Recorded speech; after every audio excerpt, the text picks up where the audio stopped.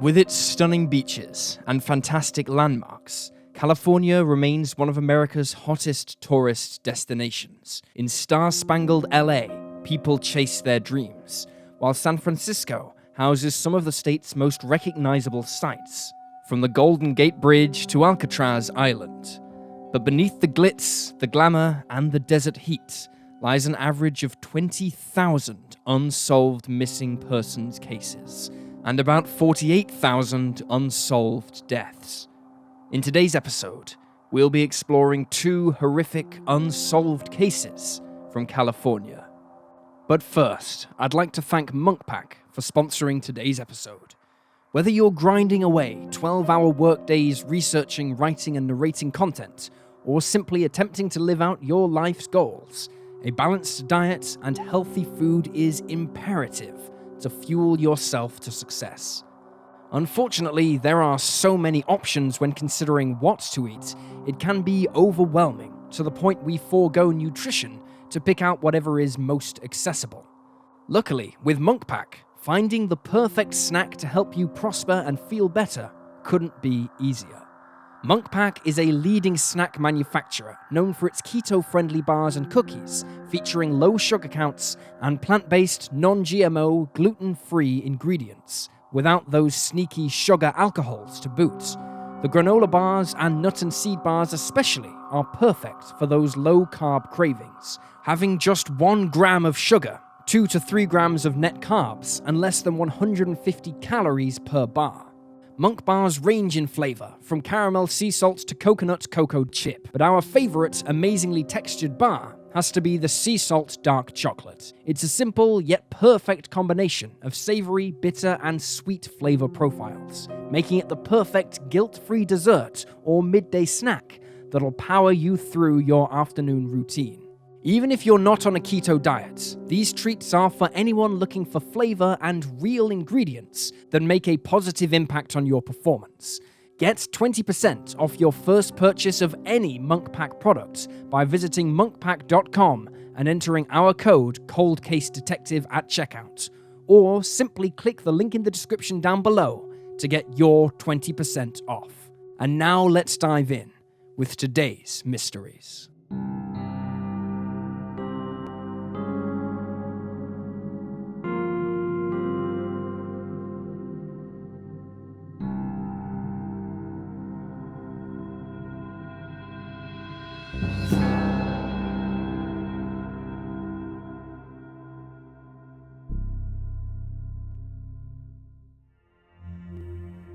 Pearl Pinson.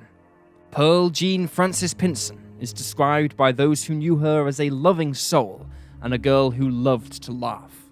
An avid fan of skateboarding, makeup, Guns N' Roses, and spending time outdoors, Pearl was a pretty average teenager attending Jessie Bethel High School in Vallejo, California, when she went missing one spring morning. On May 25th, 2016, just before 7 a.m., 15-year-old Pearl made her way to her nearest school bus stop on foot. While on her way, she reportedly got into an argument with a Hispanic man in a black hoodie, who then produced a gun. Witnesses saw the teenager being dragged off to a waiting vehicle. This event unfolded in broad daylight, while Pearl made her way across a pedestrian overpass along Interstate 780 near Taylor Avenue, Vallejo.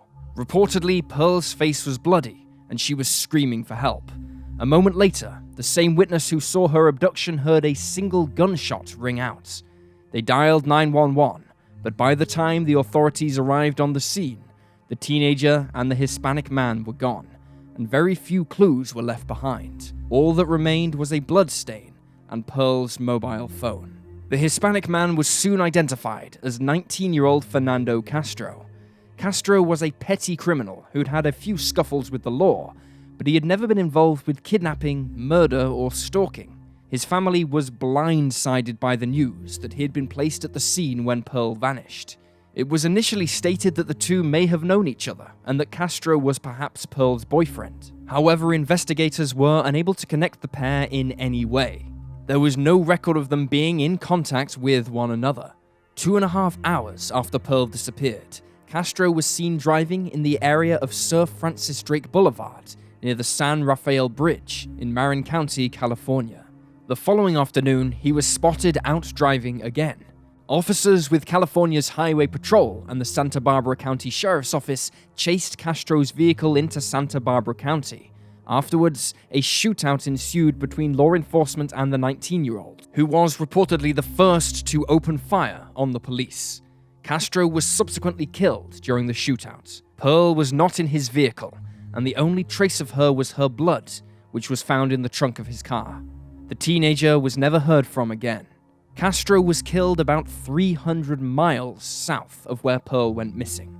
The blood found in his car was not enough to indicate to investigators that she was dead or had been seriously wounded. Authorities stated, however, that they couldn't be sure whether she was dead or alive. However, in the time that has now passed, it seems unlikely that she is still alive, but not impossible. Over the next year, there would be 2 reported sightings of the teen, both at Pittsburgh BART Station. However, these sightings were disproven. A news article from 2017 states that investigators uncovered new evidence to suggest that she may be alive.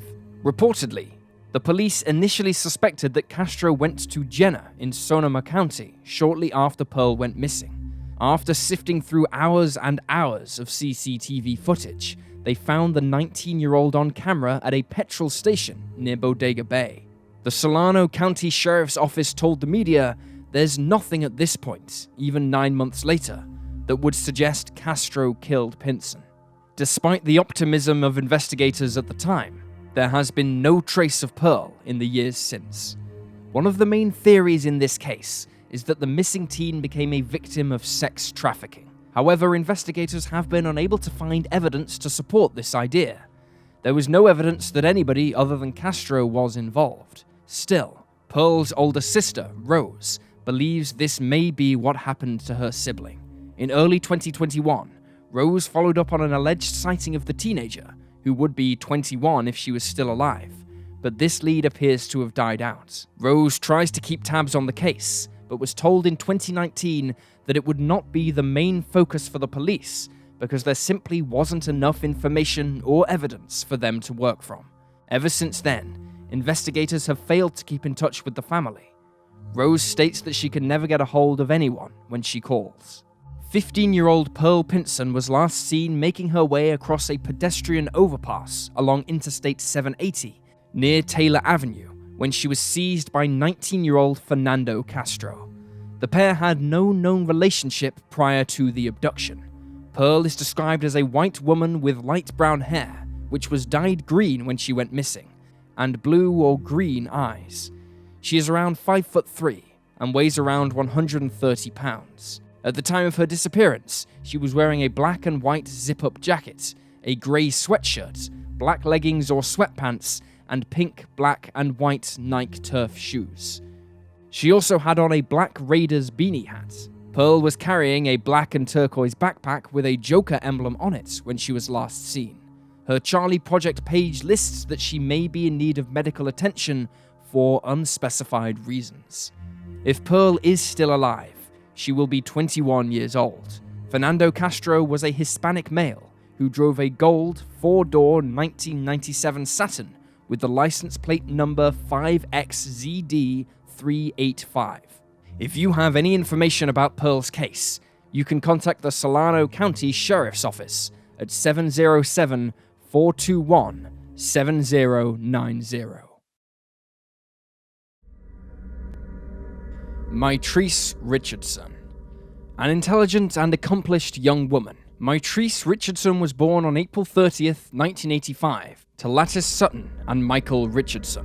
The couple had a tumultuous relationship, which ultimately ended in them parting ways, and Mitrice was largely raised by her mother and stepfather, Larry Sutton, in Covina, California. After attending South Hills High School and successfully graduating, Mitrice went on to gain a Bachelor of Arts degree in psychology in 2008 from California State University in Fullerton. In 2009, she was an intern for a forensic psychologist and was a part-time employee of an LGBTQ+ strip club. According to some reports, Mitrice had split from her girlfriend of 2 years at the time of her disappearance. On the evening of September 16, 2009, 24-year-old Mitrice entered Jeffrey's restaurant in Malibu and, as she ate a steak and drank a cocktail, began exhibiting what staff described as bizarre behavior. She attempted to join another nearby table, talking unintelligibly about astrological signs. She then returned to her own seat to eat, but joined the table again later, announcing that she planned to go to Hawaii and informing the group that she would contact them once she was there. Shortly afterwards, the group, who found her odd but not rude or irritating, left. Mitrice attempted to leave too, but was stopped by the manager, who questioned her about how she intended on paying her $89 bill. Mitrice claimed that the group should have paid for her, but the staff explained that they hadn't. The 24-year-old then made a comment about settling the debt with sex, and something about how she was from the planet Mars. While looking for any cash she may have on her, Mitrice emptied out her pockets and pulled out a joint. At this point, the staff at the restaurant called the police, noting, quote, "She sounds really crazy. She may be on drugs or something." The LA County Sheriff's Department responded to the call and assessed her condition. After administering a sobriety test, they determined that she was neither intoxicated nor under the influence of any drugs. Mitrice was subsequently arrested on charges of suspicion of not paying for the meal and possession of less than 1 ounce of marijuana. According to the arresting officers, the 24-year-old's possessions, including her mobile phone, handbag, and cash, were secured in her car before they left the scene. The car was then towed to a tow yard on Pacific Coast Highway. Mitrice was detained and booked at the Lost Hills Sheriff's Station, about 10 miles up Malibu Canyon. Following her arrest, Mitrice attempted to call her great-grandmother 4 times. It was the only phone number she had memorized. Police officers stated that they heard her having a conversation, but Mitrice told them that the phone never rang. As the calls had been carried out on a non-recording line, because the regular payphone used had broken down, there is no way of knowing which party was correct here. When Mitrice's mother caught wind of her daughter's imprisonment, she became very concerned. However, staff at the station reassured her that the 24-year-old would not be let out until the morning. However, that isn't what occurred. At 12:28 a.m., Mitrice was released. She had none of her possessions, was in an area she was unfamiliar with, and had no way of getting home. A spokesman for the police stated that she had been released because she exhibited no signs of mental illness or intoxication. The young woman also reportedly declined to wait in the lobby. Several hours later, at 6:30 a.m., retired news anchor Bill Smith spotted the 24-year-old in his garden. Smith resided in Montanito, a community of private hiking trails and horse properties at the bottom of Dark Canyon, about 6 miles west of the Lost Hills station. Smith opened his window to ask if she was okay, and Mitrice told him that she was resting. He called the police afterwards, but the 24-year-old was gone by the time they arrived. Her mother immediately knew that something was wrong, but officers at the station told her to wait a few more hours before reporting her missing. It wasn't until the early afternoon of the 17th that a be on the lookout alert was issued for Mitrice. But Mitrice was nowhere to be found, and no trace of her was discovered in the months following her disappearance. After she went missing, her family attempted to gain access to the tape from her jail cell, but Captain Thomas Martin of the LASD told them there wasn't one. There is no videotape of any kind, he would later tell the media. However, 4 months later, in January of 2010, Martin admitted that actually the tape did exist. It was in his desk drawer. Notably, by the end of that month, the captain had been promoted and transferred to a station over an hour away. A further 3 months passed before the family were finally able to view the videotape. This was, according to the police, due to technical delays. Latisse recalled watching the footage and noting her daughter seemed agitated and distressed. According to the family, the tape had been edited. This left them wondering what had been cut out of the original recording. Reportedly, in one moment, Mitrice was seen holding a piece of paper, and in the next, it was crumpled on the floor. The LASD never clarified why the video had been edited. However, this incident was just one in a string of bizarre and suspicious actions taken by the police during the course of the investigation into Mitrice's disappearance and subsequent death. While watching further footage of Mitrice, which showed her exiting the station, the family noticed a deputy leave just 2 minutes after her from another door. Nobody at the LASD would reveal the man's name though. Mitrice's father, Michael, stated, "Of course it makes me suspicious. The guy leaves the building right after my daughter, and they don't tell us anything about him. He could have abducted her, offered her a ride to the impound lot, left her for dead, and come back for her. Maybe he didn't see her. The point is, why have they been hiding him? It's their job to get off their donut-eating asses and find the truth." A journalist for LA Magazine, Mike Kessler, was able to uncover this officer's name. The man was apparently transferred less than 6 months after Mitrice's family had viewed the footage of him exiting the building. When approached by Kessler, the man told him, "Unfortunately for you, dude, I wasn't there." He then hung up the phone. Kessler was determined, however, and managed to speak to the officer again. This time, the man claimed that he couldn't recall being at the department that night. He told Kessler, quote, "The night this nonsense happened, I was one of the guys that kept away from this, minding my own business." On January 9th, 2010, a search was carried out by the LASD. It was one of the largest scale searches in the history of the department. Over 300 volunteers trained in search and rescue operations participated, exploring 18 square miles of Malibu Canyon. Both air and ground searches were carried out, and the volunteers examined creeks, trails, and ridges. Later that year, on June 5th and 6th, more searches were carried out, with over 100 private citizen volunteers taking part. Still, Mitrice's location eluded searchers. Just after 12 p.m. on August 9th, 2010, rangers in Dark Canyon, who had been checking on a marijuana farm that had recently been cleared by law enforcement, stumbled across Mitrice's remains. There were no official footpaths in the area, and it was extensively covered in poison oak and awkward boulders, as well as other irritable plant matter. Mitrice's body lay upslope from a creek bed. Her remains appeared mummified. The rangers quickly called the police. At 1:30 p.m., a Lost Hills deputy arrived at the scene. It was almost 3 p.m. by the time the coroner was notified, even though he should have been informed immediately. At around 5 p.m., the coroner was sent from an area above the canyon to the Lost Hills station to wait for an airlift, and by 5:20 p.m., 2 detectives had been airlifted to the crime scene. A further 1 hour and 40 minutes passed while the coroner awaited the helicopter. The police later said that the airlift had been delayed while the helicopter was used to help search for a missing hiker.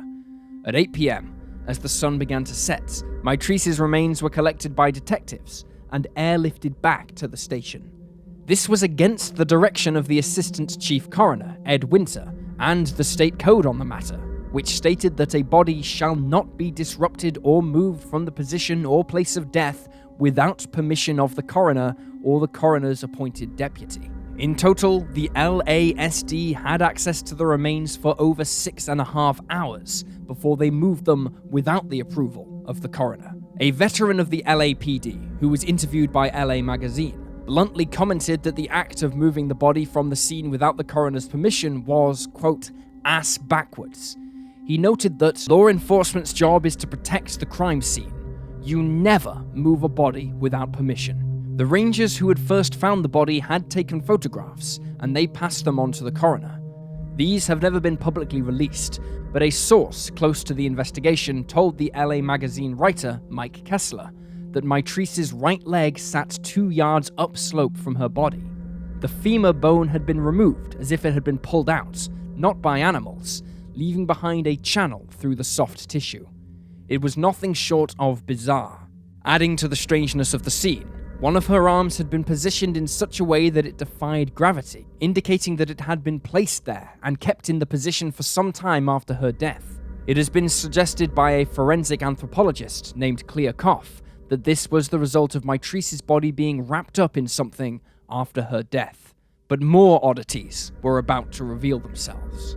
Lieutenant Michael Rosson, who supervised the investigators on the LASD's behalf, claimed that the coroner's staffer gave permission for the detectives on the scene, Dan McElderry and Kevin Acevedo, to move the skull and assess what lay underneath. Richardson alleged that the skull was attached and, quote, "the whole skeleton remains intact came up with the skull." However, this reportedly doesn't match what is shown in the crime scene photos. The images reveal that the skull was already severed from the body. It was lying upside down without its mandible on the upper torso. Furthermore, 5 neck bones were missing from the body when it was moved. They have never been found. It is unknown if Richardson and Captain David Smith, who corroborated his story, were present at the time the body was moved. No other officers, including the detectives on the scene, have been made available for comments. Mike Kessler reached out for comments and was met with Lost Hills Captain Joseph Stephen, who wrote, "Please refrain from contacting the staff. The harassing nature of your attempted contact with my staff is becoming very troubling, and again, must cease immediately. We will not and cannot discuss this case with you." The LASD's spokesperson said the department has absolutely nothing to hide, adding that when journalists contact them, they get unnerved. Despite the general strangeness of Mitrice's case, the LASD did not believe that a crime had occurred. They suggested that she was allergic to poison oak and had an extreme reaction, or that she wandered into the area and was bitten by a rattlesnake, becoming one of the 2 people who die each year in California from the wound left behind.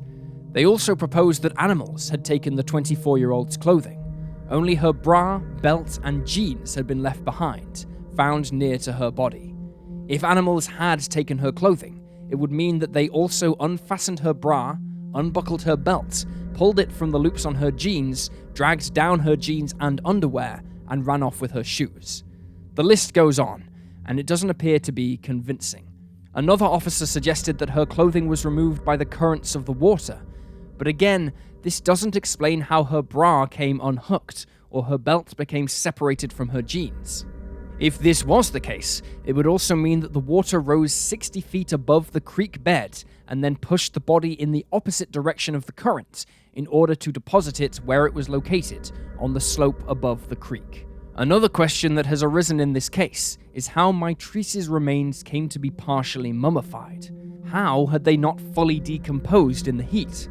After 11 months, her body should have been completely skeletonized. Mummification generally results in the body being put in sub-freezing or extremely dry environments immediately after death and for a prolonged period of time. Forensic anthropologist Clea Koff, who noticed Mitrice's posed arm, told LA Magazine, "You've got the naked body of a woman who you know was in a vulnerable state, within 2 miles of where she was last seen, in an area with which she had no expertise, in an unexplained position." Usually, the default move would be to consider this a homicide, at least until you can rule it out. On the face of it, she was killed. It sounds like someone abducted her, killed her, and at some point dumped her body. The LASD sheriff at the time, Lee Backer, however, disagreed. He stated at a press conference, "We have no indication of a homicide at this point. I don't believe the remains are capable of telling us a story." This seems like a particularly odd thing to say when we examine the fact that the coroner's office appears to also have been negligent in its duties. Hair that was found near Mitrice's body on the ground was not tested. It is unclear if it belongs to the 24-year-old or if it came from someone else. Furthermore, an earring that Mitrice hadn't been wearing was found in the hair on her scalp, as well as some kind of metallic debris, but neither were tested. Though bug egg casings were found on the remains, the casings were not examined further. It is unknown if they were from a native insect that lived in the area, or if they'd come from somewhere else. Mitrice's pubic hair was left untested for foreign DNA or semen. Both the vegetation around her body and her clothing was not examined, and neither her brain nor her skull were thoroughly investigated for trauma. While the 24-year-old's teeth reportedly appeared pink, which was a sign of strangulation, this couldn't be confirmed because the hyoid bone remained missing, along with the other neck bones as mentioned earlier. The area was searched for a second time 6 months after the body was found, but has not been looked at again since. One of her fingers was found by friends and family, who went to the scene to set up a memorial in the months after Mitrice's demise. In December of 2010, Sheriff Backer announced that the FBI planned to examine Mitrice's remains. However, it soon emerged that they did not plan to do this, and had never agreed to do so prior to Bacca's announcement. Still, on July 13, 2011, the body was exhumed and taken to the LASD crime lab, but it is unclear what came from this examination of the body. In such a strange case, it seems that anything could be possible. Mitrice may have had a mental break and wandered off into the wilderness, or something more sinister could be afoot. Perhaps the police are attempting to cover themselves because they have been responsible for a mentally unstable young woman and dropped the ball. Or perhaps there is more to it than that. Evidence in Mitrice's diaries and text messages revealed that she was bipolar and had not slept in 5 days at the time of her disappearance.